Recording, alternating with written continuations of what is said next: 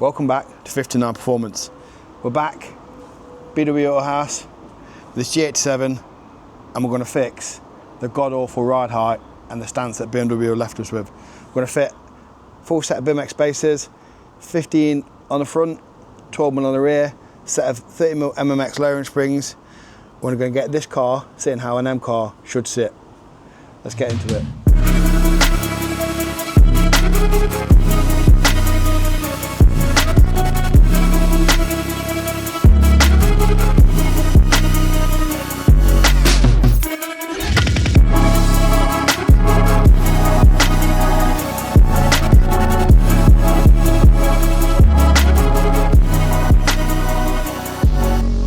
Ben is going to show us how to change these springs the correct way, not my way, because I will fuck it up.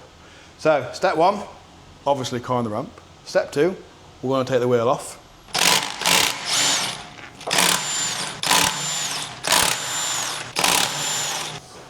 Because we're going to be fitting a space on the front, on full lock they might rub. However, we do have some wheel guards that you can fit, so we might have to address that at a later date.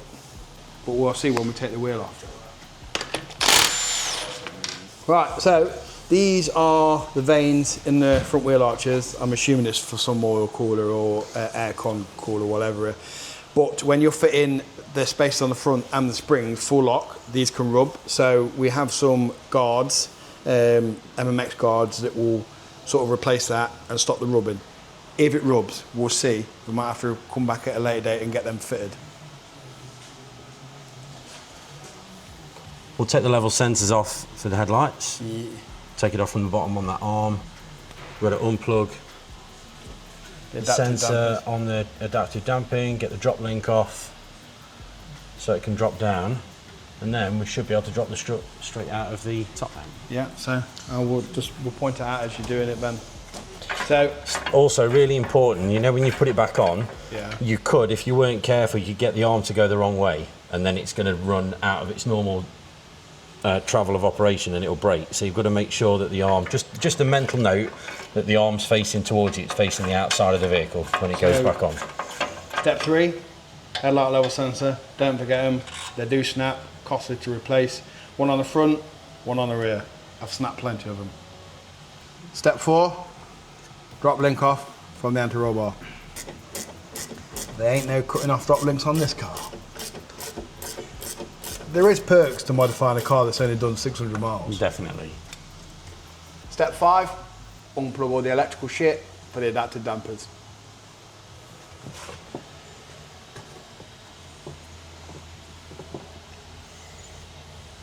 Step six, take all this crap off, get to the top mount bolts.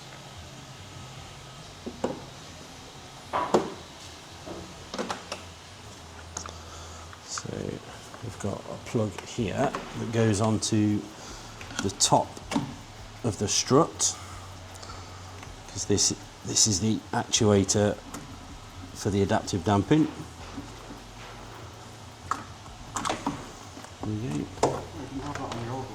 No, obviously these are, I think these are a slightly different design than just being the same as what was on the M340i. Don't ask me to explain why, because I don't know and I don't understand it. All I know is it makes it better. Depending on how the strut is designed or made, the electrical connection can be on the top, or quite often it's on the bottom, right on the bottom, and all it does is it gives an electrical current to little iron filings that are in the oil, so it makes the oil thicker or more viscous or thinner depending on the damping requirements. So better. It's better, isn't it? Yeah. It's better. It's better. Everything is better. Step 7 is support the strut from underneath, because we're doing it this weird ass way. Pull the jack down there so it doesn't drop on its arse. Undo that big bolt with a big dugger gun. Yeah.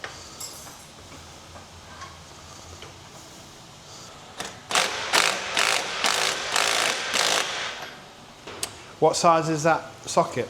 18mm multi-spline, that's all, or double hex. 18mm multi-spline, double whatever you said, if you want to know what bolt socket double you hex. Set a bolt off. Oh yeah, step, I I forgot what step we're on now. 8. Drop the shock, take the spring off.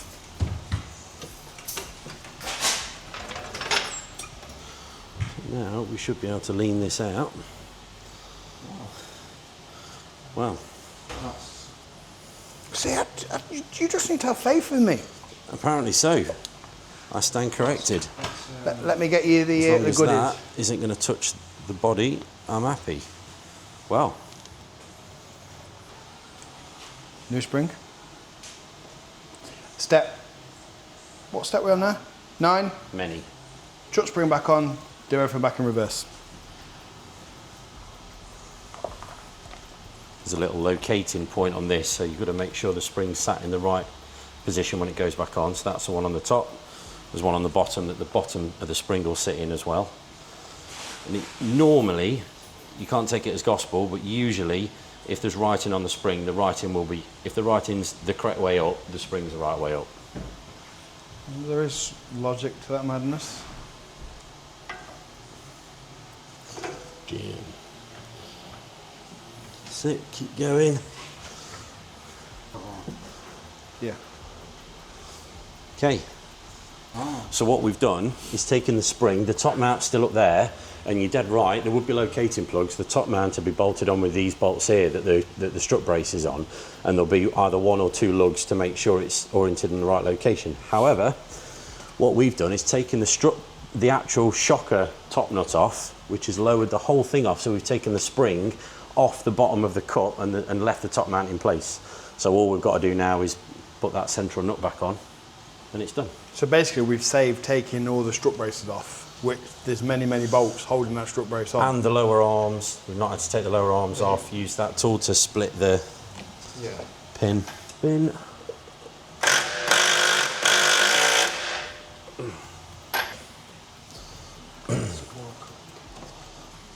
Well, it sounds bad saying the right way. Every day is a school It's day. worked, and in all fairness, nothing's misaligned, is it? You know, you've not taken anything out that needs readjusting. So I probably shouldn't really knock it. yeah, do you know how much brake dust these brakes actually create? I can wash this car on a Saturday, and by Tuesday, the wheels are caked in brake dust. I don't know whether it's me being heavy-footed or these pads are prone for brake dust. Anyone's got any suggestions? Yeah, thinner ones. Let me know in the comments, but it's me off. Step 20 or whatever we're on, I forgot. 10. Make sure we mark the camber bolt. It's going to need alignment, but at least we can try and get it back into as close as possible so it's not doing this when we put it all back together. Step 11. Start undoing the electrics on the shock absorber again, and then we're going to take out that bolt that Adam just pointed out. We'll take out this shocker bolt as well, and then using the gearbox jack to support the weight here, we can lower it down, drop the spring out, new one in, and then bolt it back up.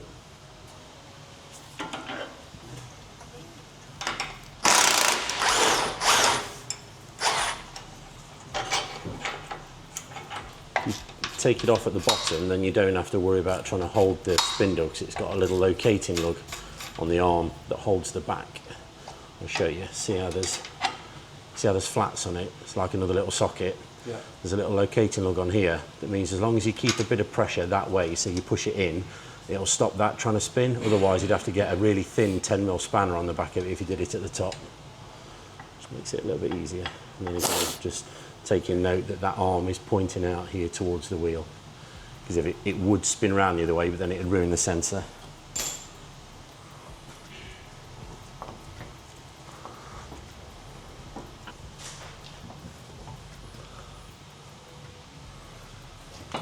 Right. Jesus Christ, the size of... No wonder this car is like stupidly high. That's like a spring off a 4x4. Quite tightly wound though, isn't it? So Yeah, but what... suspension's a lot different. What would BMW thinking? These are variable rate as well though, aren't they? See how they're sensor to, see it's tighter there.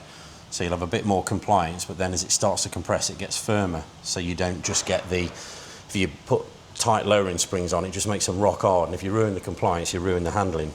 Shit. better. Right, are we putting all this? No. No, because that's only to stop it. You know how this has got a bigger that will gap. explain as to why the front Yeah. had it and this didn't have I it. think you'd struggle to get that off, but we just No, need to make it sure. comes off. They're brand Does new, it? aren't they? They're brand new. We can put it on if you want, but Nah. it's not a requirement on this, I don't think. Nah.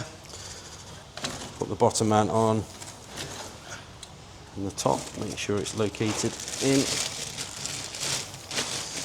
Again, the writing's that way. Or what you would find sometimes, what you've got to be careful of, more on a front spring, but you can find that the diameter of the coil at the bottom and the top can be different.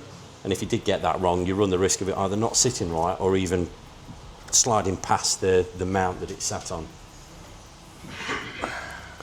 Then there's a little locating thing on the rubber on the bottom mount, which is going to go through that hole there. So we'll just get it roughly in, and then we can line it up once it's something like.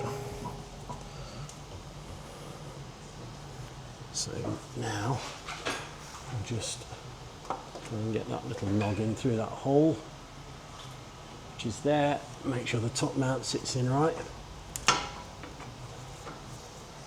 Simple as that.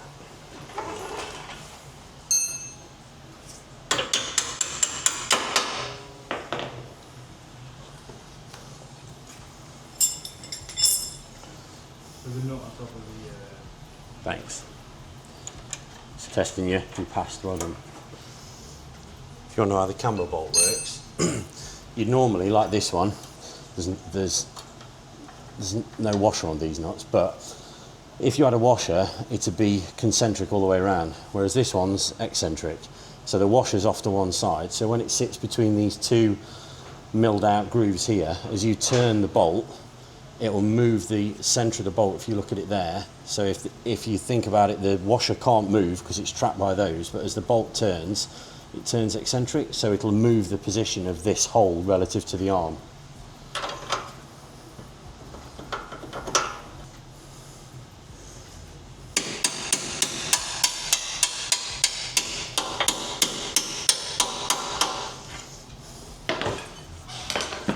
So now, if you were to move that bolt, if you look at here, you can see that it moves the position of this hub.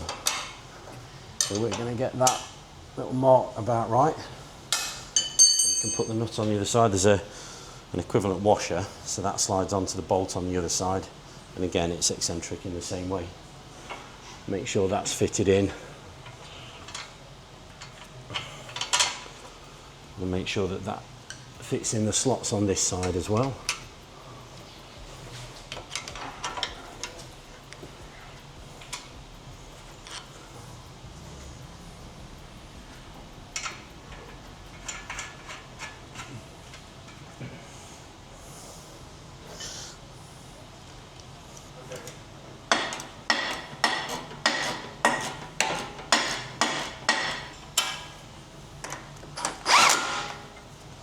Let that out of the way now.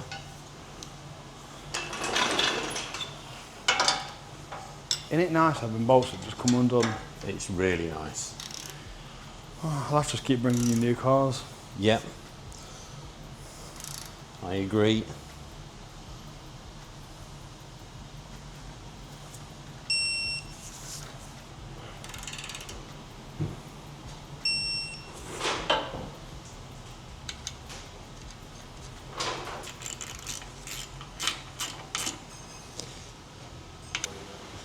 One side done, this side, rinse and repeat, and in 3, 2, 1, and we're all done. Wheels back on, let's get on the floor, let's see what it looks like. Take it out for a drive, get it to set a little bit, and we'll see whether we've improved it enough.